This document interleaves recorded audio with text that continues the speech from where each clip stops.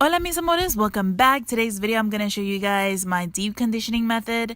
I don't deep condition every week, but when I do, it looks bomb. Every time I do my deep conditioning, I just feel super bomb because my curls look hella good. Yes.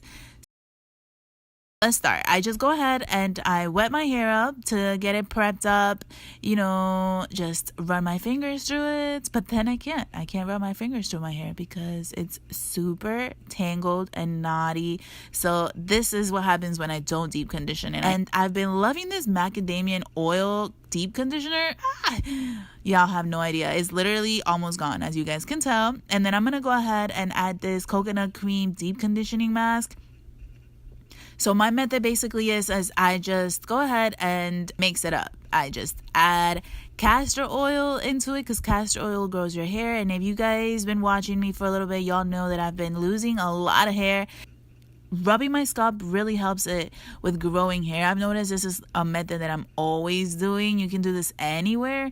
And then I mixed these deep conditioners.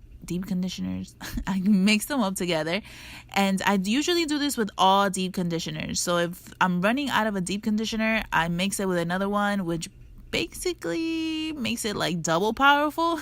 And then I put it all over my hair. So then here I'm just going ahead and parting it up because I braid my curls. I braid it up when I have a deep conditioning in my hair. I do not like my hair hanging out in my back. I don't like wet stuff on my back. I don't know, but definitely helps with back acne. So if you guys have noticed you have back acne, is maybe because you have your deep conditioners or conditioners chilling on your back. So watch out for that. I don't use a heating cap anymore like I used to. I just go ahead and use a shower cap and I sleep in it. These are the final results. So basically just mix 2 deep conditioners together, even if it's just a deep conditioner or a conditioner, and it will definitely do its work, y'all.